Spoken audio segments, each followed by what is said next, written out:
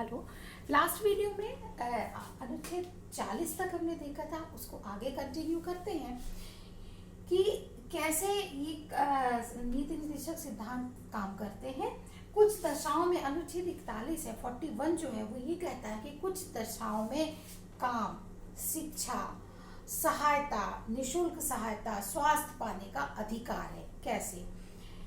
आपने बहुत सारे कानून पढ़े हैं, तो उनके बारे में देखते हैं वो कहाँ से निकल के आते हैं। सबसे पहले एक बात देख लीजिए कि हमने वेलफेयर स्टेट को अडॉप्ट किया है। जब हमको फ्रीडम मिली थी, जब हमको इंडिपेंडेंस मिली थी, तब हमारे सरकमटेंसेस ऐसे नहीं थे, इकोनॉमी हमारी कुछ भी नहीं थी।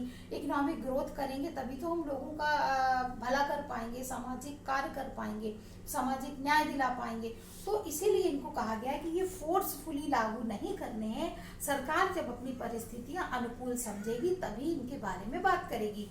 तो आ रहे हैं आर्टिकल 41, कुछ दशाओं में काम, शिक्षा और लोक सहायता पाने का अधिकार। कैसे? मनरेगा सुना होगा। मनरेगा कहाँ से आया? यहाँ आर्टिकल 41। मैंने पहले बोला था सारे कानून जो हैं संविधान से निकल कर आते हैं, उन्हीं के मौलिक अधिकार, नीति निर्देशक सिद्धांत इन्हीं से। अभी अपन ने ऊपर देखा था कि समान कार्य के लिए समान वेतन दिया जाएगा, रोजगार के समान अवसर उपलब्ध कराए जाएंगे। क्योंकि हम समानता का अधिकार भी उधर दे रहे हैं। इधर बात कर रहे हैं कि रोजगार के अवसर उपलब्ध कराएंगे। जब सरकार को लगा कि अब वो इस स्थिति में है कि वो रोजगार मुहैया करा सके, तब उन्होंने बनाया महात्मा गांधी रोजगार गारंटी कानून, मनरेगा। वृद्धावस्था पेंशन योजना कहाँ से बनी? यहाँ से आई कि हमको लोक सहायता पाने का अधिकार है। कुछ दशाओं में लोक सहायता पाने का अधिकार है। दिव्यांग लोग हैं, उनके लिए जो फंड्स आते हैं, उनको जो सहायता दी जाती, कहाँ से आई? यहाँ से आई। क्यों आई? अभी कैसे आई? ये देखिए क्वेश्चन इसके कैसे आते हैं ये बताते हैं। कि एक तो डायरेक्ट क्वेश्चन आ सकता है कि मनरेगा कानून जो है UPSC, state civil service, SSC वाले ये ध्यान से सुनिए, क्योंकि एग्जाम के स्टैंडर्ड आपके कुछ अलग हैं। संविधान के किस भाग में मनरेगा कानून के बारे में बताया गया है? डायरेक्ट नहीं बताया गया, इनडायरेक्ट क्वेश्चन है। तो आपको कैसे पता चलेगा? आप तो सीधे मौलिक अधिकारों पे चले जाओगे, लेकिन नहीं, वो है संविधान का भाग 4, नीति निर्देशक सिद्धांत भाग से क्वेश्चन पूछा। फिर अगर क्वेश्चन आता है कि नीति निर्देशक सिद्धांतों के द्वारा बनाए गए इनमें से कौन सा कानून है जो रोजगार बताता है, तो अब आप सोचोगे कहाँ से नीति निर्देशक में ऐसा कैसे हो सकता है? फिर आपको पता चलना चाहिए कि आर्टिकल 41 है, वो हमें बताता है यहाँ से वृद्धावस्था पेंशन योजना, मनरेगा, ये सब यहाँ से निकल के आ रहे हैं। फिर एक क्वेश्चन एक भाग से हो गया, एक नीति निर्देशक सिद्धांतों से हो गया। अब मनरेगा कानून जो रोजगार देने के लिए बनाया गया, ठीक है, बनाया गया, उसे संविधान के किस अनुच्छेद को ध्यान में रख के लिया गया है? आर्टिकल 41।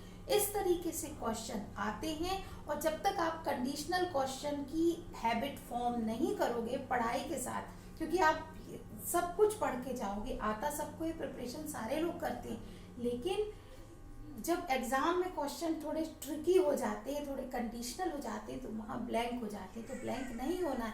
मैं 10 ईयर से इस फील्ड में हूँ, कॉम्पिटिटिव एग्जाम्स की, तो वहाँ पर बच्चों के को ब्लैंक नहीं होना है। कैसे नहीं होना? जब हम साथ में पढ़ते हैं, उन क्वेश्चन की प्रिपरेशन पैरेलल में करते रहो, अपनी बुक रखो, साथ में देखो। तो इन वीडियो को डालने का हमारा ऑब्जेक्ट ही ये है कि सिंपल वीडियो, सिंपल हमको मटेरियल बहुत अवेलेबल है, लेकिन एग्जाम ओरिएंटेड किस तरीके से एग्जाम में हमें इसको यूज करना है अपने मटेरियल को, ये बता रहे हैं। उसके बाद देखते हैं आर्टिकल 42 ये कहता है कि काम की मानवोचित दशा और काम की न्यायोचित दशाओं को निर्माण करने का सरकार प्रयास करेगा। यानी जो उधर हमने बोला बाल श्रम, मानव दुर्व्यापार प्रतिबंधित है, ठीक, इधर हमने बोल दिया कि काम की न्यायोचित दशाएं, यानी हम ऐसे हार्मफुल उसमें माहौल में काम नहीं करवा सकते।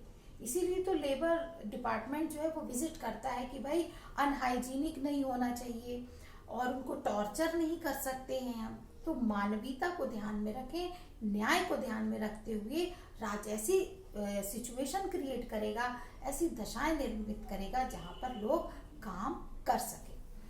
कुटीर उद्योगों को बढ़ावा, कुटीर उद्योग हमारा कल्चर बहुत रिच है, तो उसको भी हमने प्रोटेक्ट करने के लिए किया है कि राज्य ऐसी व्यवस्थाएं करेगा कि स्मॉल इंडस्ट्रीज जो हैं, कॉटेज इंडस्ट्रीज जो है, कुटीर उद्योग हमारे बढ़ावा दे, हम उससे हमारी इकोनॉमी भी होगी, हम एक्सपोर्ट करते हैं और हमारी विरासत भी बनी रहेगी, इसलिए हम उसको भी बढ़ावा देंगे।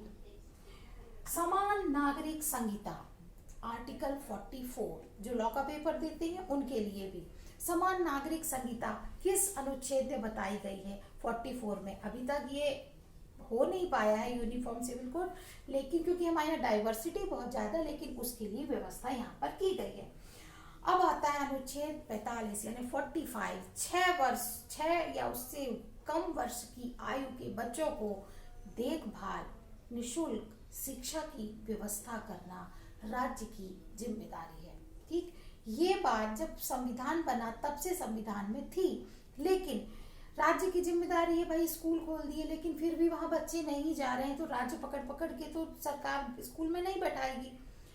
अब यहाँ तक तो बात ठीक थी, लेकिन फिर भी वो जो रिजल्ट्स चाह रहे थे वो नहीं मिल पा रहे थे, इसलिए इसको ध्यान में रखते हुए बनाया गया शिक्षा का अधिकार। ठीक है, शिक्षा का अधिकार पाना। अब अगर बच्चा, उसके अभिभावक उसको शिक्षित नहीं कराते हैं या राज्य उनके गांव में कहीं नियरेस्ट उसमें स्कूल की व्यवस्था नहीं करती है तो डिमांड की जा सकती है, इसलिए उसको अधिकारों में भी कर दिया, जिससे कि अब क्योंकि नीति निर्देशक तो न्यायालय के द्वारा प्रवर्तनीय नहीं थे, डिमांड नहीं की जा सकती थी, कोर्ट में नहीं जा सकते थे, तो उसको अधिकारों में करके और ज्यादा सॉलिड उसको कर दिया गया कि अब हम डिमांड भी कर सकते हैं। और यहाँ से उन्हें दिया गया है कि किस तरीके से स्कूल की व्यवस्था की जाएगी, शिक्षा की व्यवस्था की जाएगी, काम किए जाएंगे। ठीक है, मानवीय। और इसके अलावा हम देखते हैं कि अनुच्छेद जो हमारा 45 है,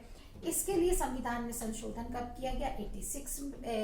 86वां संविधान संशोधन, ईयर पूछा जाए 2001, उसमें किया गया था। ठीक है, तो इससे बहुत सारे क्वेश्चन निकल कर आते हैं कि जो शिक्षा का अधिकार मौलिक अधिकार है, इसके पहले कहाँ व्यवस्था थी? नीति निर्देशक सिद्धांत में व्यवस्था थी। इसको कानून कब बनाया गया? 2001 में, ईयर। इसको किस संविधान संशोधन में मेंशन किया? 86 कॉन्स्टिट्यूशनल अमेंडमेंट में किया गया। और इसकी मौलिक व्यवस्था कहाँ पर की गई थी? नीति निर्देशक सिद्धांतों में की गई थी। ठीक है, इसके बाद आता है आर्टिकल 47, राज्य जनता के स्वास्थ्य सुधार और जीवन स्तर में सुधार का प्रयास करेगा और मादक पदार्थों के सेवन पर प्रतिबंध लगाएगा। बहुत से राज्यों में जो मादक पदार्थों पर प्रतिबंध लगाए जा रहे हैं, नारकोटिक्स डिपार्टमेंट जो काम करता है, जो कानून बनाए जाते हैं, वो कहाँ से बनाए जाते हैं? यहीं से निकल कर आते हैं। राज्य को नीति बनाने के लिए, कानून बनाने के लिए गाइडलाइंस कहाँ से मिलती हैं? यहीं से मिलती हैं। नशाबंदी उन्मूलन कानून जो बनाया गया, कहाँ से बनाया गया? यहीं से बनाया गया। तो प्रसूति सहायता पाने का, मानवोचित दशाओं, न्यायोचित दशाओं में काम करने का अधिकार भी हमारा नीति निर्देशक सिद्धांत बताता है। तभी तो आंगनबाड़ी की व्यवस्थाएं की गई हैं। आंगनबाड़ी काम करती है महिलाओं के लिए, तो कहाँ से की गई?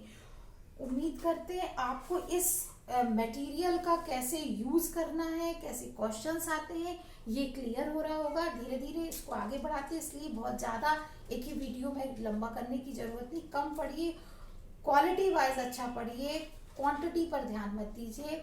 और इस तरीके से अगर आप पढ़ते हो तो आपका डेफिनेटली आप एग्जाम को क्रैक कर पाओगे और आप एग्जाम में टाइम भी सेव कर पाओगे, क्योंकि यहीं पर हमने अपनी काफ़ी कुछ तैयारी कर ली है। क्वेश्चन किस तरीके से आते हैं। आपको वीडियो को लाइक करें, शेयर करें, सब्सक्राइब करें ज़्यादा से ज़्यादा, जिससे कि स्टूडेंट्स को बेनिफिट मिल सके। Okay, thank you.